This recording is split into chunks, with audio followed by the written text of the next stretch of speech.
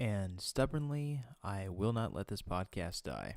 How's it going, everybody? Thanks for joining us once again for the podcast. I'm really happy you're here, especially after yet another long delay between episodes. I do apologize about that. I spoke extensively last time in the intro about the challenges of time and starting the new business, and that situation has changed for the better. We are getting better around here at systemizing, and when I say we, I mean me, because my wife has been after me for a while to get better about the way I manage my time, and I'm what you might call a slow learner. So I am making every effort now to systemize the podcast and produce it more regularly. You're probably going to see a Patreon page coming up soon, which will be kind of cool. We'll see what happens there. And rolling around the idea of doing more on Instagram to promote it, so you might see something there. Not sure yet, but it remains an idea rolling around the old brain pan. So at its core, this podcast began as a selfish way for me to have an excuse to have conversations with people I find interesting, and this episode was no exception. It's been in the can for a couple months, like I said, sorry for the delay.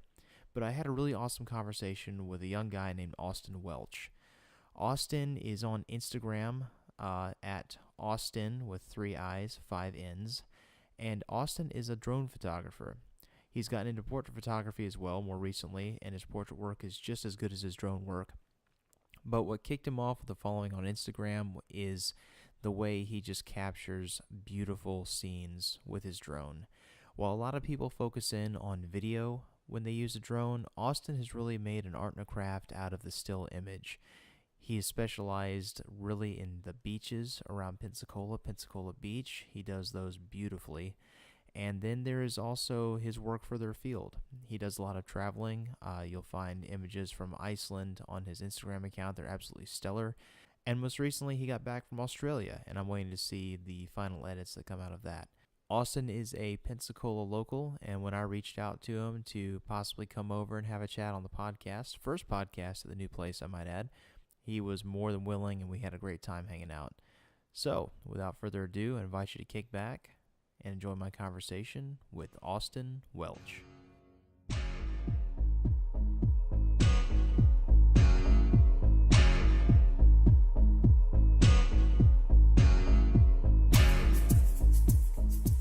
Austin, how's it going? Good. What's up? Just another day in paradise.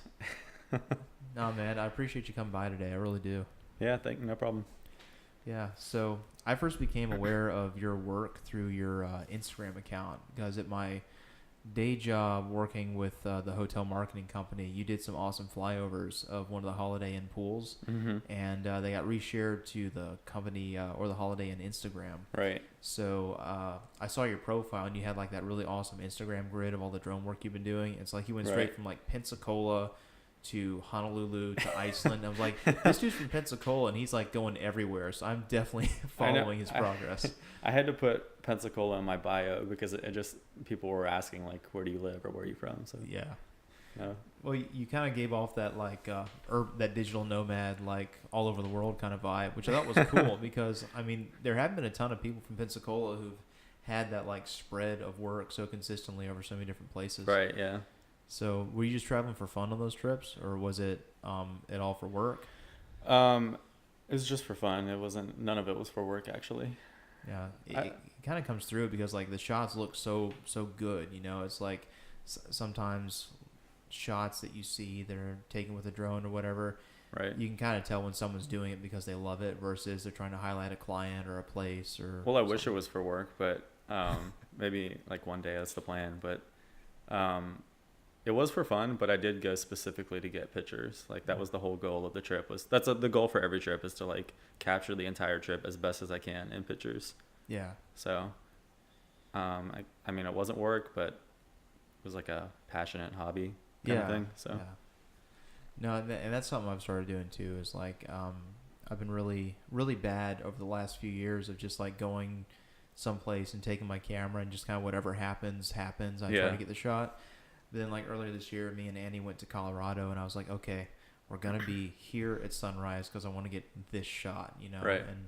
And they're not always excuse me, they're not always the shots that do the best on Instagram or whatever, but they're like the shots I really care about, you know. So Right. it's it's a whole new aspect of travel now, like thinking ahead to your grid.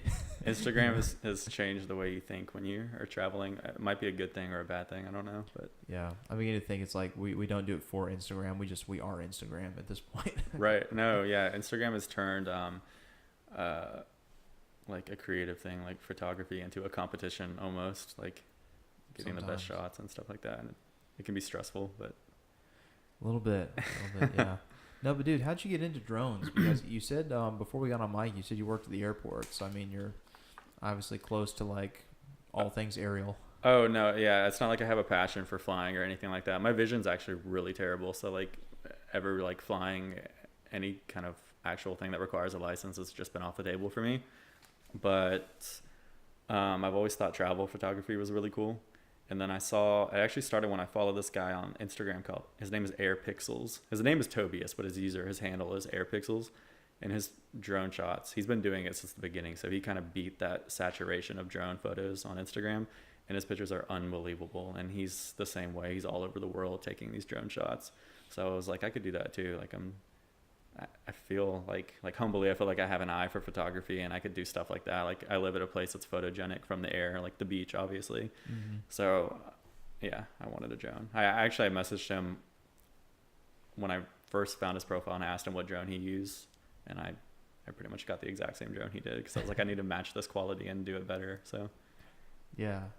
If you don't mind me asking on mic, which drone are you using right now? Is the DJI Phantom 4 Pro. Nice. So it's that's the one he was using, but he's been doing this since the very beginning with like a Phantom 2, I think is what he first had. But yeah, I've always used a Phantom 4 Pro. Yeah, it's got a great camera in it. Like Innisfree, where I've been working for the last year, they have a Phantom 4. So Really? I've used that to shoot some hotels. And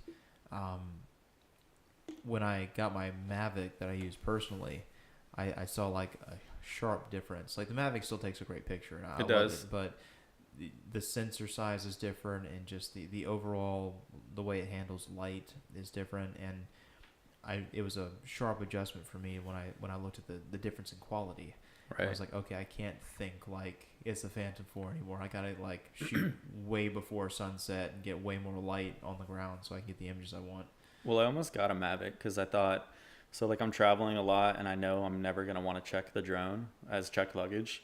And the Mavic gets so small. I mean, it's like you could just easily hold it with your hand and put it in a small like satchel kind of case. Yeah. But I actually know somebody who got a Mavic the same time I got my Phantom 4 Pro, and I just wasn't pleased with the image quality. It felt like a cell phone picture on the drone, which is not bad because like 90% of my pictures on my Instagram are cell phone shots. But I know like if I was paying that much money, I wanted a really, really good camera and something I could print really large, or as large as I possibly could. So that's what stopped me from getting the Mavic. But I think the Phantom 4 Pro, for its size, like it's still just small enough to travel with, but then it's also like got that superb image quality. So that's I was like teetering between those two drones. So that's why I got the Phantom 4 Pro. I mean, the proof is in the pudding, because like your shots of the beaches and your stuff from Iceland, I really liked your stuff from Iceland. Thanks. And it's so crisp, you know. I mean, just Right. there's so much detail in the rocks and the sand. It's just Yeah, I yeah. feel like you could cut your finger on it. It's also sharp. I love the waterfall shots from Iceland that I got. That's like Iceland's most famous waterfall is this waterfall called, I think it's Skogafoss. So anyway, we tried going the day before to shoot that waterfall, and the lighting was like super harsh and it was really windy. I flew my drone and it like flipped upside down into the pavement. Yeah, it didn't break, but it gave me a heart attack. So then we went at like 4 a.m. the next day, and when we went, the bottom of the waterfall was frozen over, and that kind of blew my mind. I was like, this is so, we're lucky that we came back here and screwed up the day before, because these shots there's nobody out there either, because that's another thing I wanted was that waterfall with no tourists in it. It's packed with tourists all day. So at 4 a.m. that's probably my favorite shot that I've ever taken, was the frozen waterfall in Iceland. So yeah.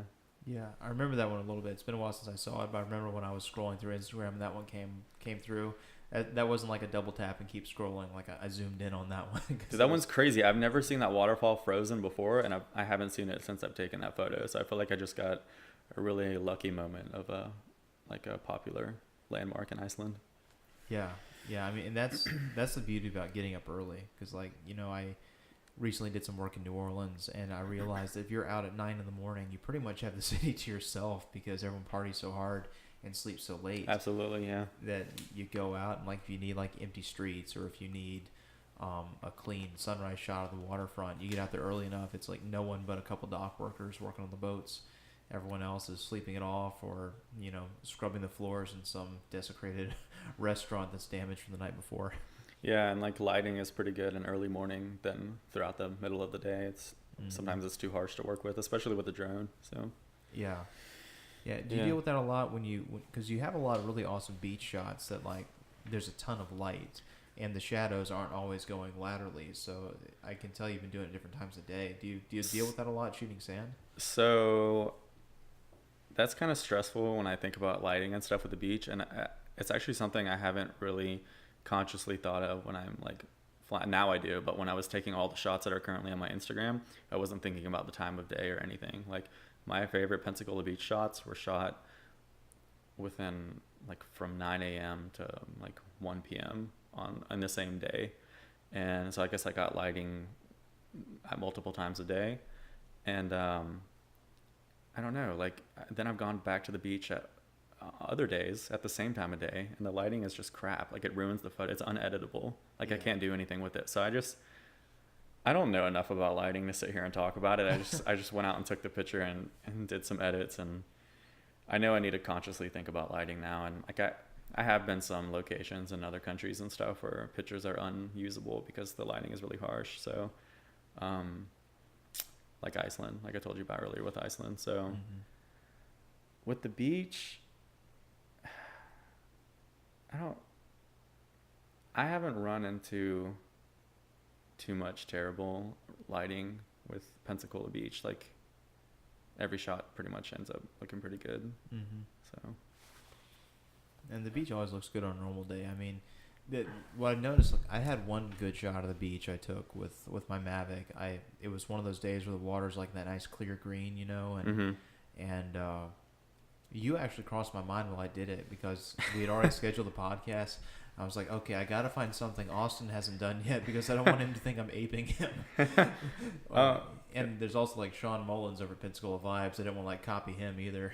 Well, Pensacola Beach is hard because it's like a straight line. It's just the white sand and the water. There's no like secret beaches, and there's no like rock formations or like palm trees over the water. Like it's literally just a straight line. The most deviation you can get is like the pier, I think. Yeah, it's the only perpendicular line there. Right. But then I guess that you could kind of focus more on the wave formations though, because that's the most like variable thing at Pensacola Beach, are the wave formations. So like you can focus more on that, I guess, and end up getting a really cool shot.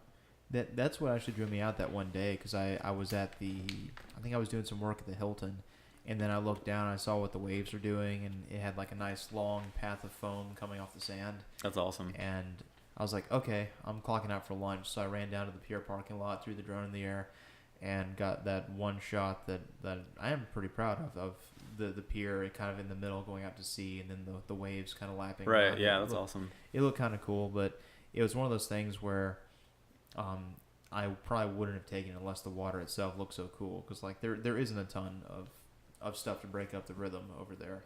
Right. I mean, this is going to sound terrible, but for photo purposes, hurricanes are kind of awesome because it throws boats around. No, that's I get what you mean. So you have like, there's still a couple boats near Portofino that are still like, they're overgrown now. You can't see them as well. But there's a couple sailboats that are still beached over there. That's actually awesome. I didn't know that. I mean, that's not awesome, but it is now. Back then, it probably wasn't very cool for that to happen. But by now, I'm pretty sure the insurance claim is cleared, so I'm sure they have a new one by now. So it's not wild. Too bad. But yeah, I'll tell you where it is if you ever want to go check it out. I'm pretty sure it's still there. I haven't been out there. So these are just capsized, oversized, or overgrown boats. Mm-hmm. That's really cool. There's one or two, and then if you go over to the east side of Pensacola, I want to say it's one of the, oh gosh, I'm blanking out. I think it's the Highway 90 bridge that goes between Pensacola and Pace. Oh yeah, I remember after Hurricane Ivan, I saw a bunch of capsized or just messed up boats. So is there still stuff? Probably, I'm sure. I think there's still 2 or 3 out there. Just sitting out there. Okay. If the tide's low, they show up really well, and it's actually pretty eerie. Yeah.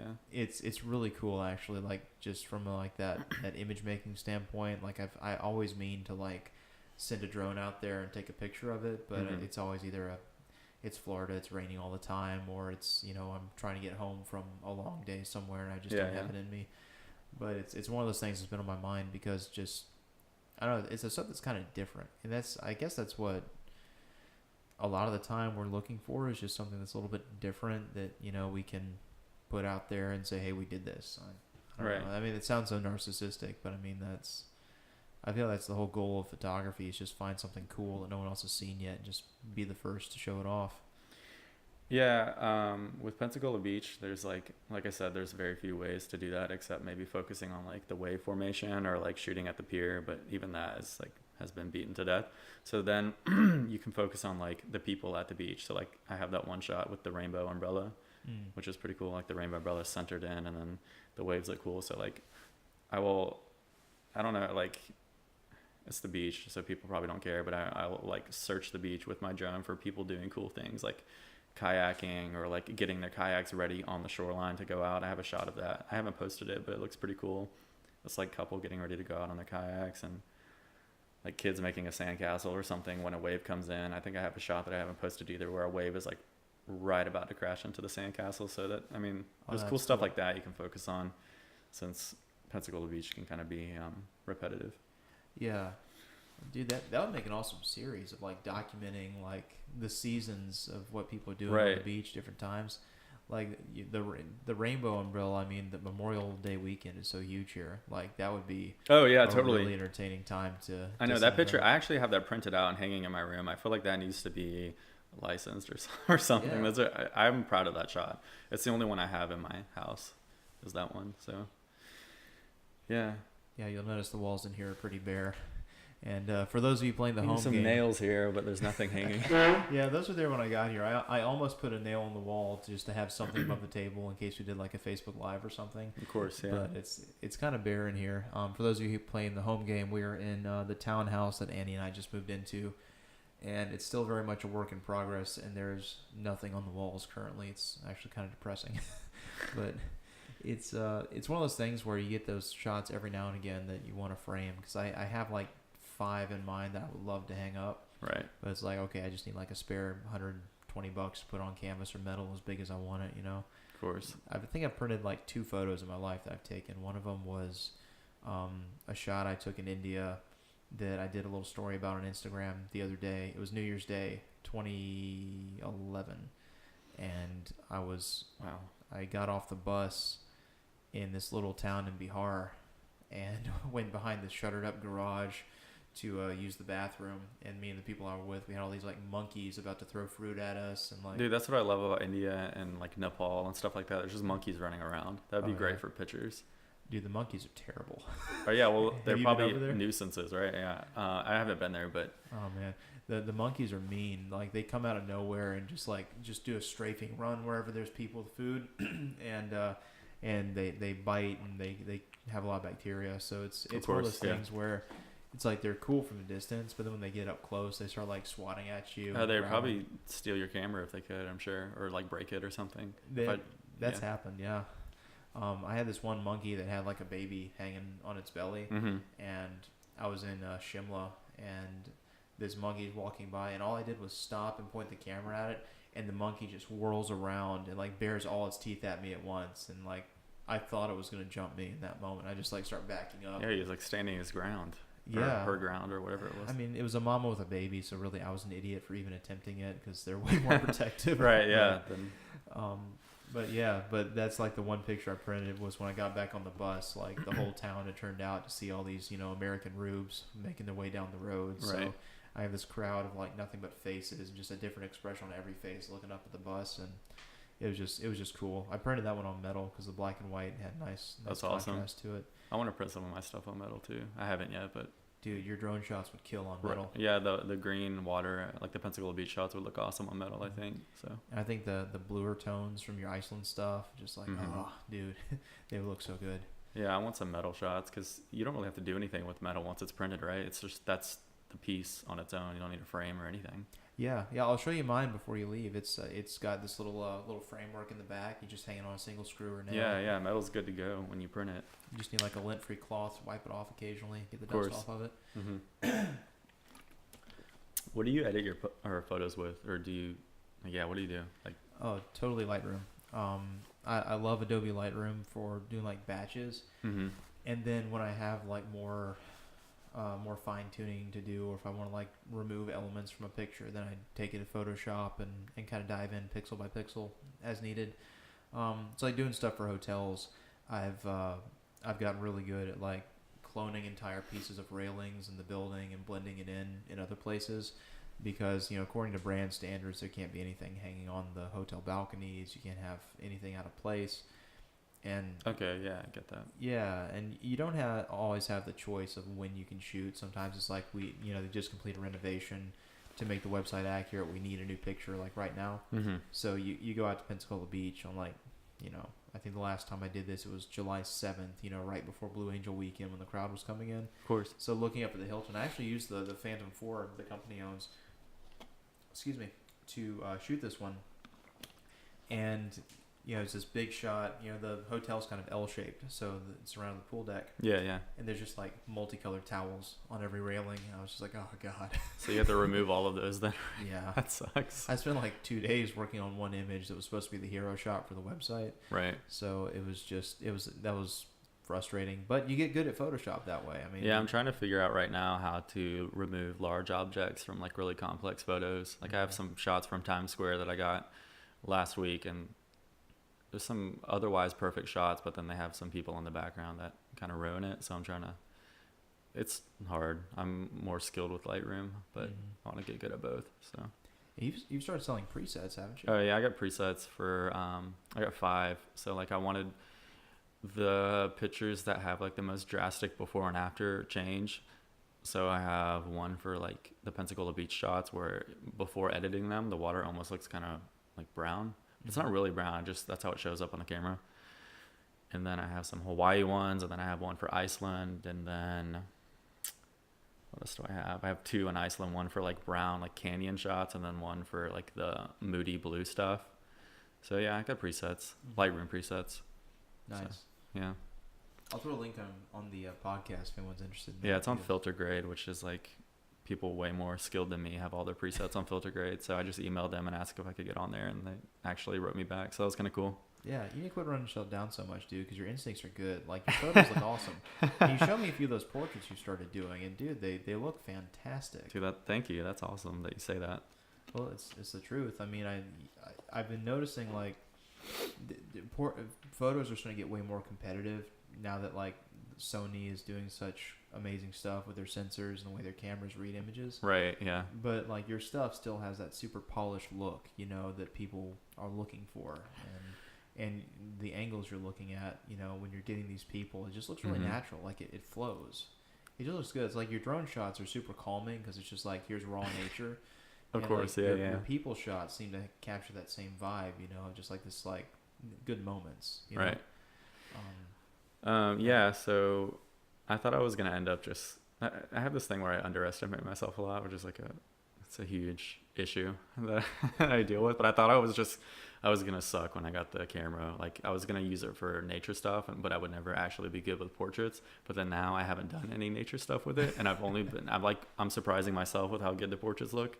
So yeah, that means a lot to hear that somebody else likes them too. Yeah, thanks. Dude. I mean, and people are way more fun to work with. I mean, nature is cool, but it's like anytime I've done nature, just speaking for myself, it's like, yeah, I'm taking a hike, so I'll take my camera and take some pictures. Right. Yeah, I've rarely gone out with a sole purpose of like, okay, I'm doing nature today. Because to me, I always end up just laying on the ground for a long time trying to get a leaf to look right, and then I stand up after 20 minutes. I'm like, what the hell did I just do for 20 minutes? Isn't it stressful, right? No one's gonna care. Why did I do that?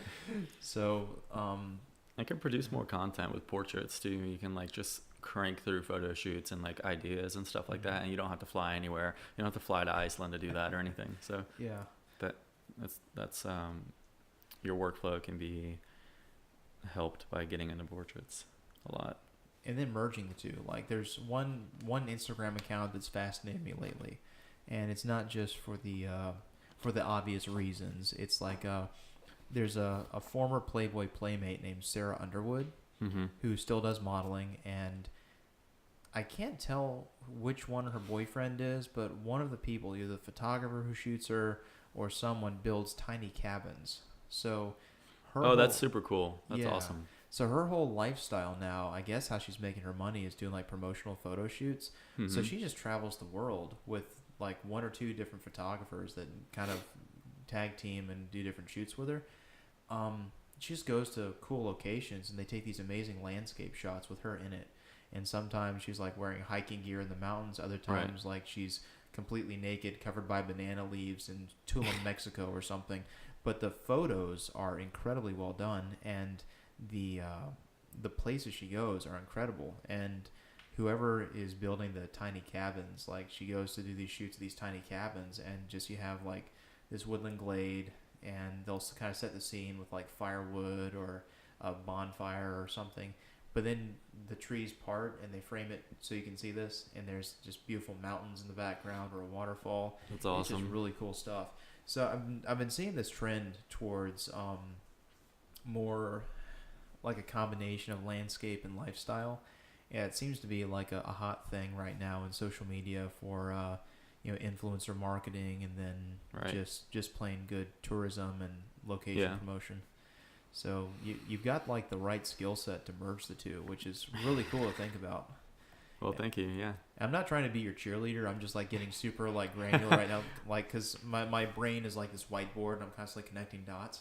I'm like, so he's got this and this and this, and take it here, and it's like boom. That's how I need to be. I'm like a huge roadblock for myself, because like when I first started taking pictures, what did I do? Well, I wasn't thinking long term with it at all. So I was like, I would always roadblock myself, which is just, it's not good for anyone to do that. So at first I was like, okay, I'm never using hashtags. Hashtags are lame and everyone's going to make fun of me. I'm not using them.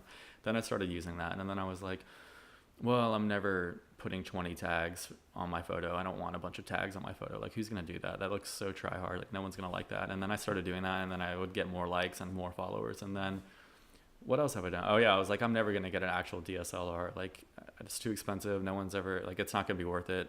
I'm not going to be good with it. And then now here I am with like a nice camera. But I did the same thing with the drone too. I was like, I'm never getting a drone. And then I ended up getting a drone. I just don't know why I keep roadblocking myself. And then I end up doing it anyway. And it's just, yeah. So that's how I think too much. It's just, I like what Gary Vaynerchuk talks about, where there's like nothing but opportunities right now. And, and he gets super intense and gets on stage places, and he's like, if you're not doing all this stuff, why are you even here? And like, I don't think it's quite that desperate, but it's like, you've got so many avenues and so many niches where you can like dive in and do something cool. It's like, why not? If you got the time, if you like doing it, I just like going down the rabbit hole and seeing how far it goes. Right. Yeah, absolutely. But the whole like travel aspect, like, I don't know, I've seen Pensacola go from 0 to 60 in the last 5 or 6 years. So I just get really excited when I see someone like yourself who's like going to cool places, and you're not just, selfies drive me crazy, man.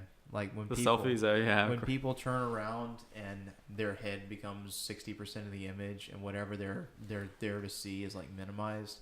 It's not just like poor planning. That's like a commentary on what they think is important. So it's like, I'm not showing you this place. I'm showing you that I'm at this place, Yeah, you got to save selfies for the story. You can't post it on the gram.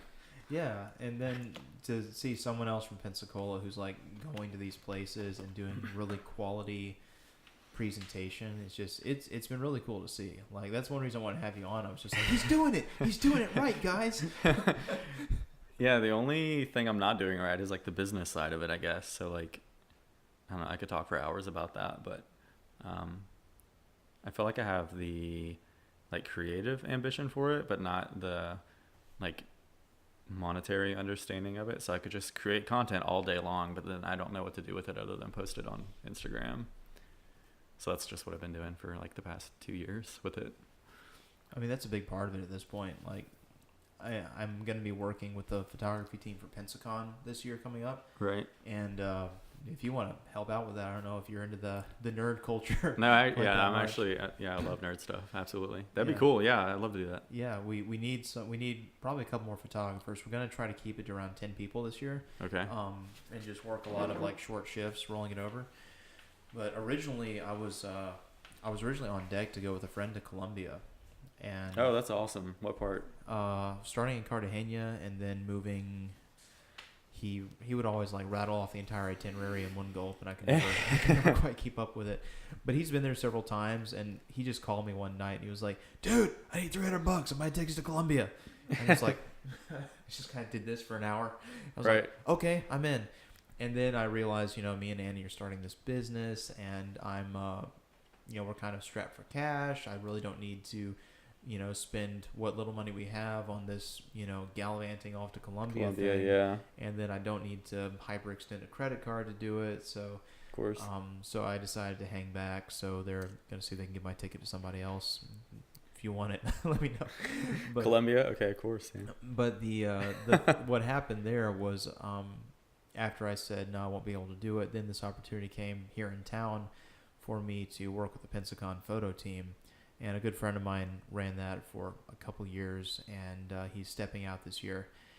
So they asked me to come in and fill in, and I was going somewhere with this. Oh, shoot.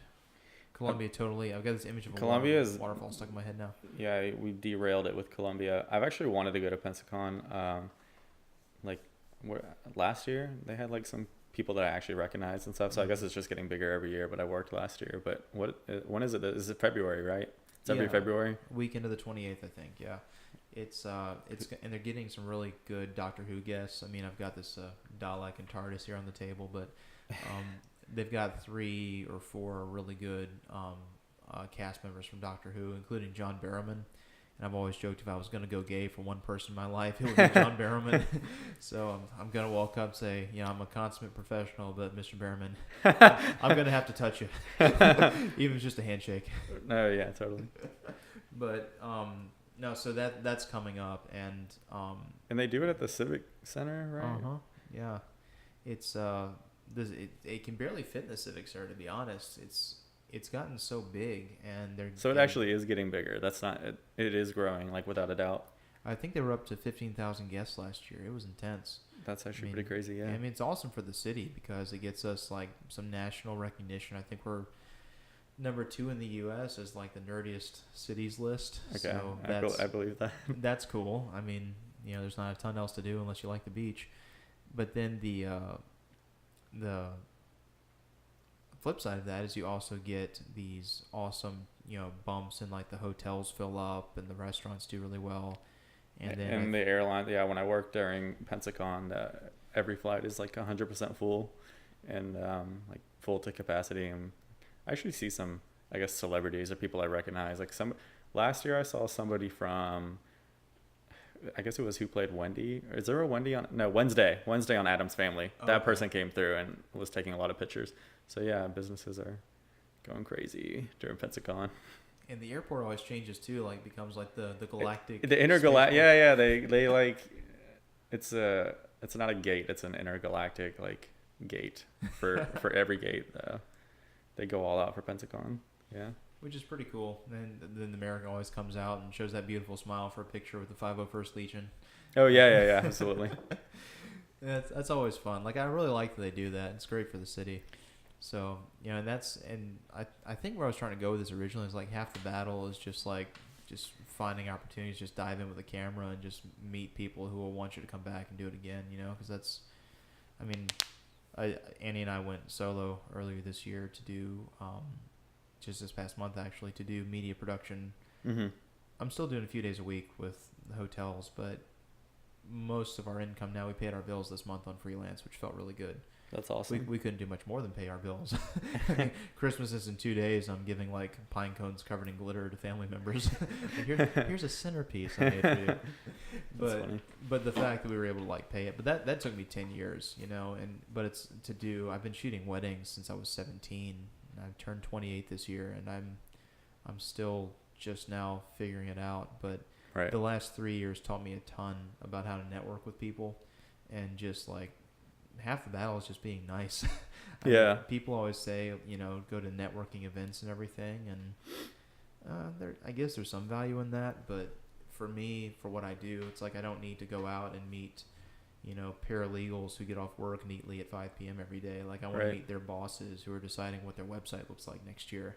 Yeah, absolutely. And that's just been a matter of just talking to as many people as possible, which is not my strong suit. Like it takes a lot of coffee for me to be even halfway human most days.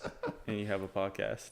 I know. See, this is like an exercise for me to like try to get better at it, to be honest. No, I need to get better at it too. I get nervous with like any kind of public speaking or meeting new people kind of thing. So, yeah, that's good for you to do that. It's a good skill to have. I'm trying to get better at like the podcast is purely selfish for me, and I'll say that up front. Like if I see someone cool online or around town, this is my excuse to like say hey and like meet them. And that's done well. Like it's led to some good connections, and then just, you know, meeting new friends. Like we probably never would have talked other than a few Instagram likes here and there if we hadn't, you know, done a podcast today. And it's it's cool. It's purely selfish, and I'll say that up front. But I like to think someone could listen to this and like learn a thing or two about drone photography or travel photography or something. Yeah, I hope. Yeah, I get questions a lot. Like, I hate when people say that. I get questions a lot, but I do actually get questions a lot about what drone I use, what editing program I use, or like what settings I'm using, or I don't know, like what country I'm going to or whatever. So it'd be cool if they listen to this. Yeah. Get some of those answered. Yeah. Leave you alone. I mean, I like attention, but wait, so you said you went to India? Where else have you been? You've been to India? That's like a huge deal. Yeah, so India was for some missions work I did with a nonprofit group out of Gainesville, Georgia. I went there, my first trip. It was kind of funny. There's a guy who's on the Pensacola police force who's been a good friend of my family and mine for the last, most of my life. Right. And he just messaged me one day and said, hey, get your passport. We're going to India.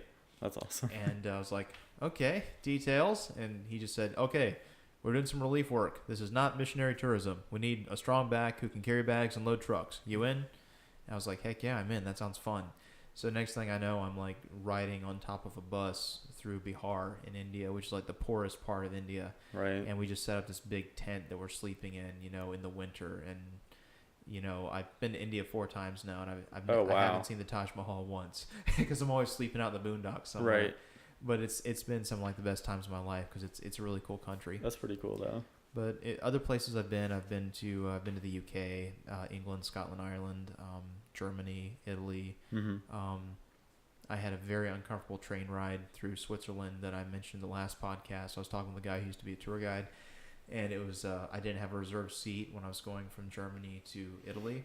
So I ended up on the train on a Friday when everyone's going to like Lake Como for a long weekend. Mm-hmm. So everyone had a reserved seat but me. So I ended up like wedged in between the baggage compartment and the electrical housing. And that's really shitty. Wedged in a corner for 4 hours standing upright. And we drove through the Swiss Alps for 3 hours. And my view of it was, if I craned my neck, I could see like 4 inches through a porthole into the mountains. And the mountains were gorgeous, but just the 4 inches I could see. All right. Well, I've had some nightmare train rides too in Europe. So, what have your travels been like? Oh, like where I've been and stuff like that. I've been I've been all over the United States, I think. I haven't been to Alaska. That's like I want to go to Alaska. I've been to Hawaii, but not Alaska. But as far as like other countries, I've been to London. I've been to Paris, all over Italy, all over Germany. I've been to Austria. Iceland, of course, Shanghai, Tokyo, Sydney, Australia. I've been to Dubai. I went a long time ago though. I was like before I ever cared or thought about pictures, so I have like no pictures, nothing worth posting from Dubai, which is really unfortunate. But I went there like 3 years ago, I think. And where else have I been?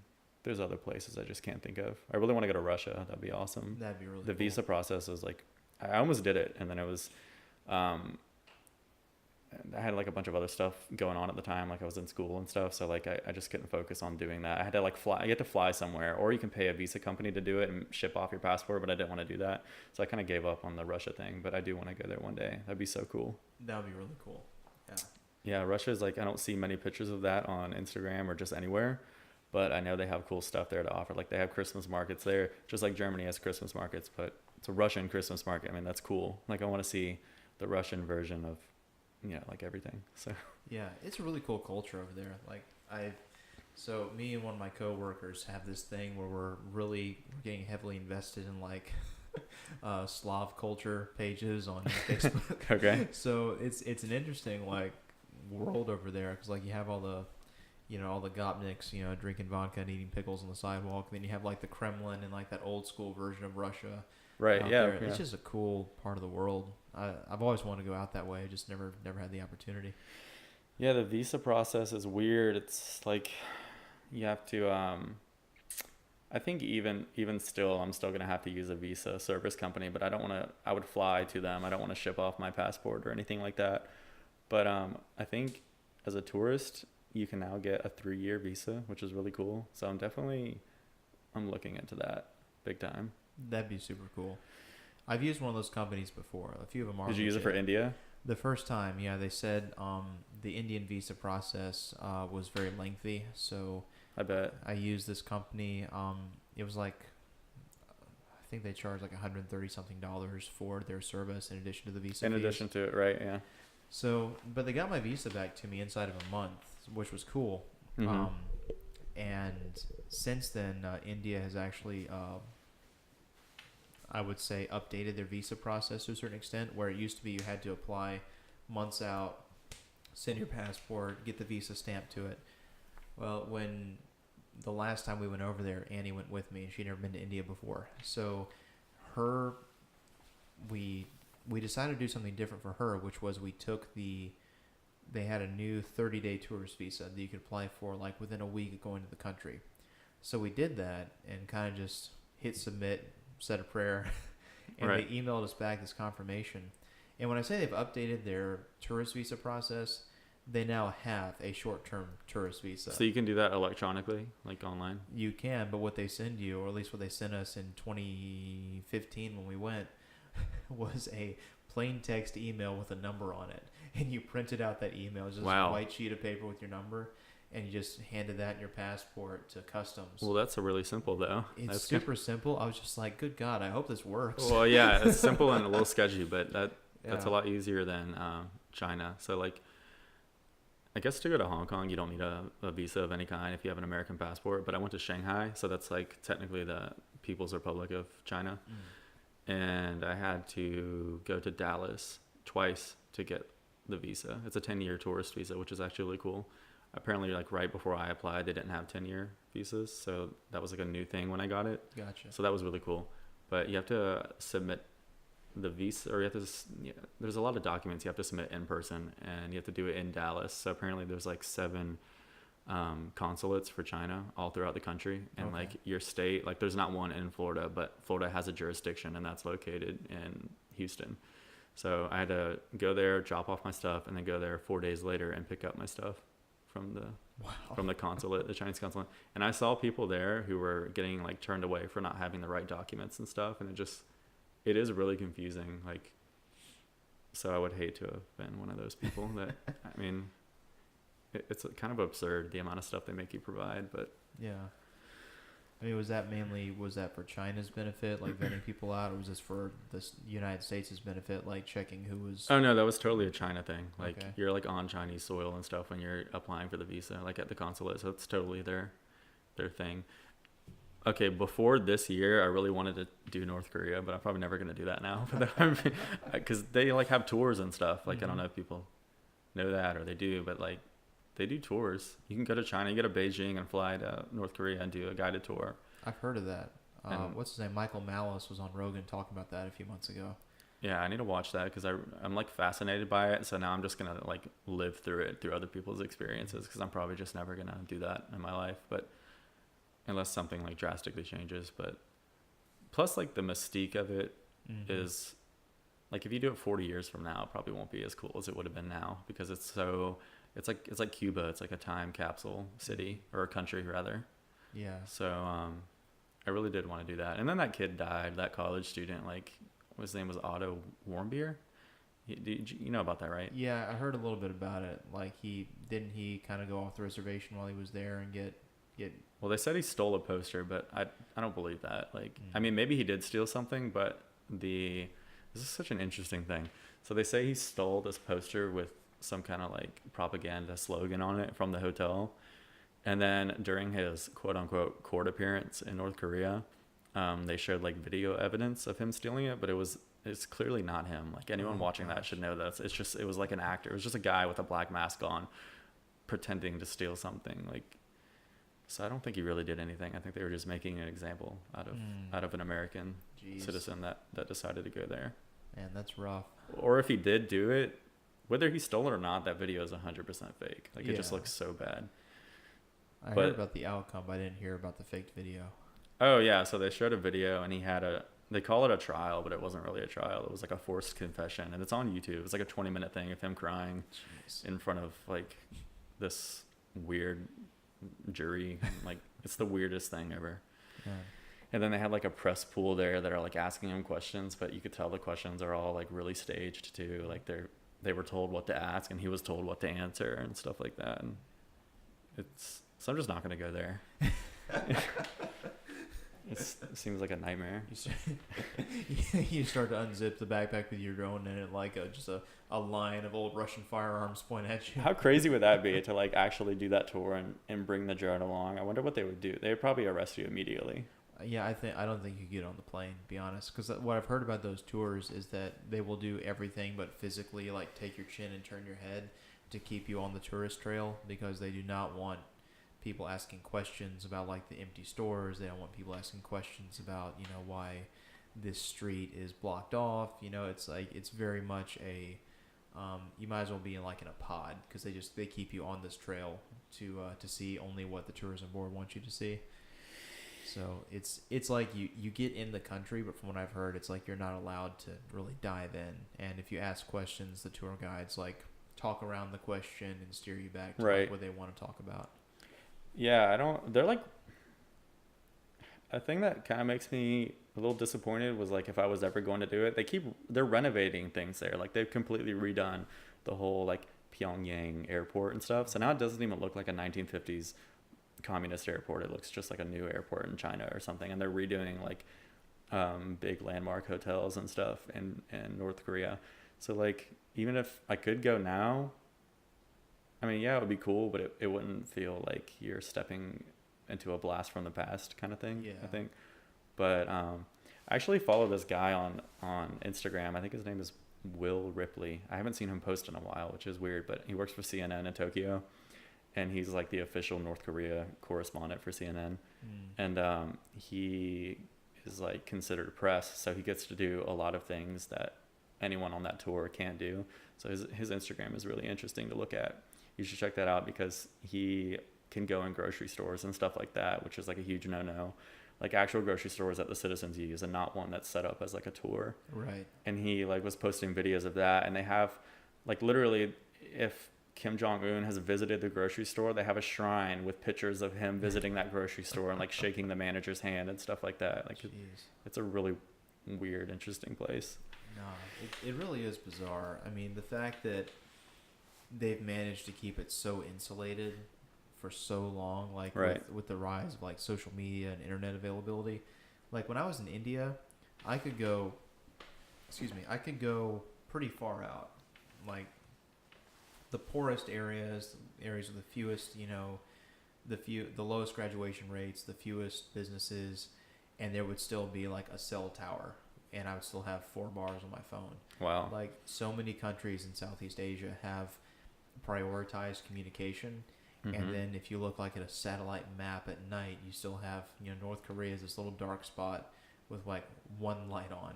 I think that's Pyongyang, of course, the one little burst of light on that. But and someone said like they did a map of because apparently like the electricity at one point was turning off at a certain point, but they zoomed in on this map of North Korea and there was still like one light on in the capital, and someone, oh guys, Kim Jong Un has a Steam account. He's up playing video games at night. Yeah. Oh yeah, dude. North Korea is a nightmare. It's interesting though. I mean, just the fact that it still exists in that state was just that massive, like, those kinds of just delusional propaganda machines. You'd think that was that would go with the former Soviet Union, but that one has persisted, and like, yeah, it's horrifying, but at the same time, it's like if you can like back up and kind of take an academic view of it, it's super interesting that it exists. That's the only way I can say it. It is extremely interesting that still today in 2017 that kind of a place exists. Mm-hmm. And the guy I was telling you about actually did a CNN special. I was following him way before he did that, so I was like really excited waiting for that North Korea special to come out. But like he also got to go into like people's apartments and stuff like that and interviewed them. I don't know how he got the permission to do this, because it seems like maybe they're relaxing their kind of restrictions on press and stuff. But every apartment he went into and stuff had framed photos of Kim Jong-un and Kim Jong-il and then his dad. And like, it was just the weirdest thing. Like everybody has a little shrine of the supreme leaders in their apartment. It's like super bizarre. That's crazy. Because I remember when Kim Jong-il died. I know they said like he just imploded from overworking or something. They didn't admit that he actually died of like whatever. Great and glorious leader dies from protecting your interests. Yeah, it's just really weird. Oh, do you follow DPRK News on Twitter? I know what that is, but no, I don't follow it.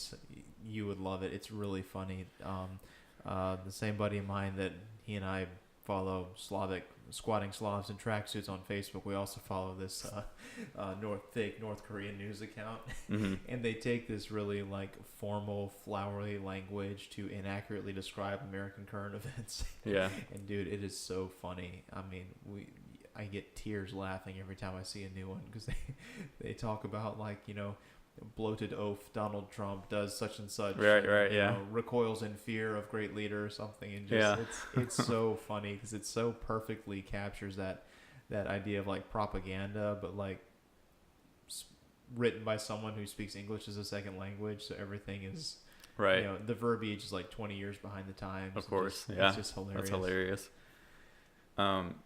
They actually have like an official news, like the face of the news in North Korea. It's just this one lady. I don't know her name, but like it's like a very Hunger Games kind of like vibe to it. And she speaks in English. Like she'll read the news in English because it's meant for us to see and like to like strike fear in us or whatever like that. But they have a really weird news anchor who reads all the state-sponsored news.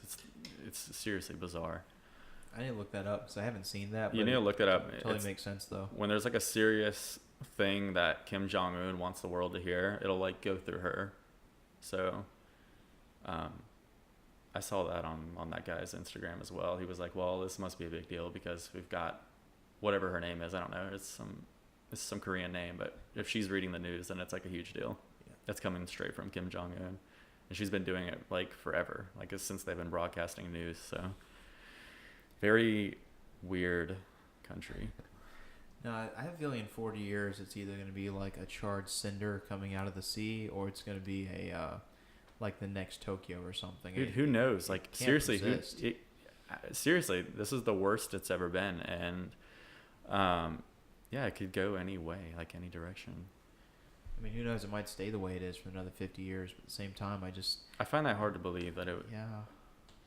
I mean, I can't believe it stayed that way this long, which is why I'm thinking, well, maybe it might continue. But I can't believe they actually have nuclear warheads. Like, I can't even believe that they have those. Like, I can't believe that them, of all countries, has a nuke, has multiple nukes, and they test the nukes. And, like, So that's why I don't think it's going to stay the same way, because eventually they're going to they're going to fire a nuke or something. Or they're going to threaten somebody with a nuke. I'm not sure if they have multiple nukes. Like, part of me thinks, like, I've seen so many pictures where, like, military people have said actually they're using, like, blank weapons. So you think they're just faking it?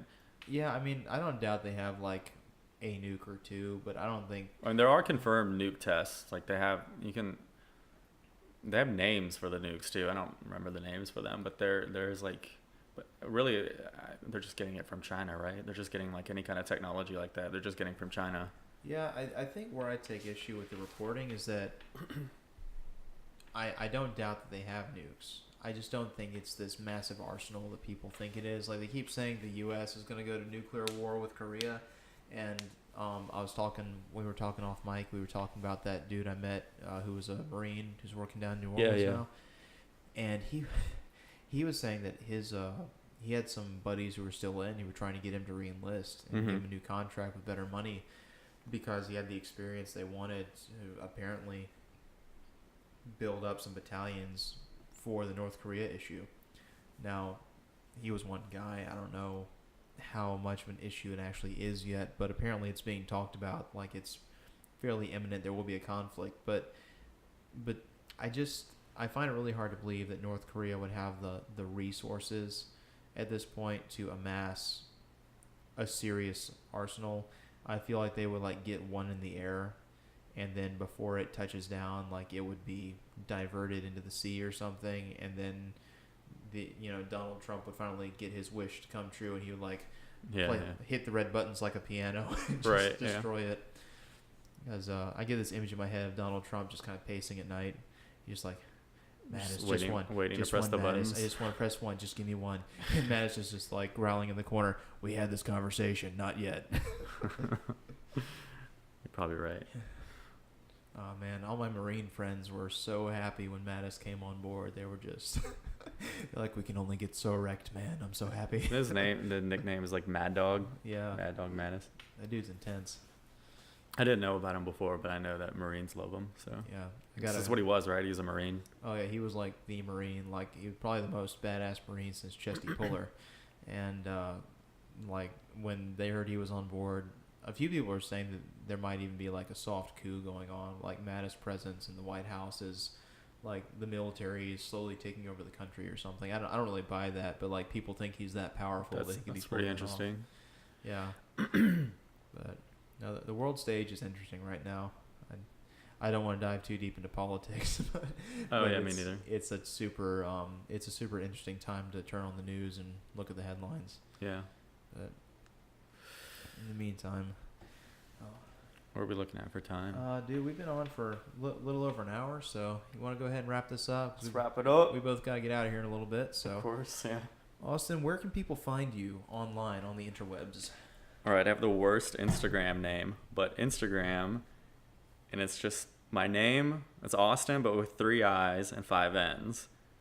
Right, so I tried doing Austin Welch, and that was taken, and then I couldn't come up with anything cool, so I wrote my name really long. So it's just like Austin, just 3 I's and 5 N's. I'm gonna change it eventually to something like marketable, but yeah, or maybe I won't. Maybe I'll just keep it Austin. Hey, it's memorable. Yeah. But you don't even have to type that. You can just type in Austin Welch, and I'm like literally always the first person on. Anyone's told me it's like I'm the first account. Yeah. So just Austin Welch on Instagram. Well, your stuff gets a lot of engagement, so I'm glad they're prioritizing your account. Right. Yeah, because there's a lot of Austin Welches on Instagram, but when you type in my name, it like shows up at the top. Yeah. But yeah, and the picture is me laying in a pit of marshmallows in Shanghai. So like if you just see me laying in marshmallows, that's me. That's my account. Nice. And you're working on a website like in the next few months, hopefully? Oh yeah, I need to make a website. So I want to like sell prints of pretty much any location that I have a ton of shots from. So like my idea is like if I had a website, you could click on Pensacola, or you could click on Hawaii, or probably Iceland, and then I think probably like 4 locations, so probably Italy as well, and just you could buy prints. That's like my little short-term goal right now, is to have a little print shop. So soon. Just not right now, but soon. And for what it's worth, my following is tiny at best, but I'll be pushing it out to whatever whatever reach I can get. No, yeah, that'd be appreciated, of course. Yeah. That'd be awesome. And you're delving a little bit into portraits now, so hopefully Oh, yeah. And then the hopefully that'll be a portraits. service you offer sometime. Absolutely. So portraits, right now I'm just doing like creative stuff, like not like weddings or anything like that, but I just want to be able to do it all. I don't want to limit myself with any kind of market. So one day I'll do everything I possibly can with the camera. Specialization is for insects. Yeah. Okay. Of course. Yeah. Cool, man. Well, Austin, thanks so much for coming on mic today. It's really great having you on, and your Instagram is one thing I always look forward to. So I'm looking forward to seeing what you do with it. Thank you. That's awesome. Months. Yeah. All right, man. All right. Thank you. Thanks for having me. Yeah. Take it easy, brother. All right. Thank you. Sliders, sliders, blocks, down, browsing blocks,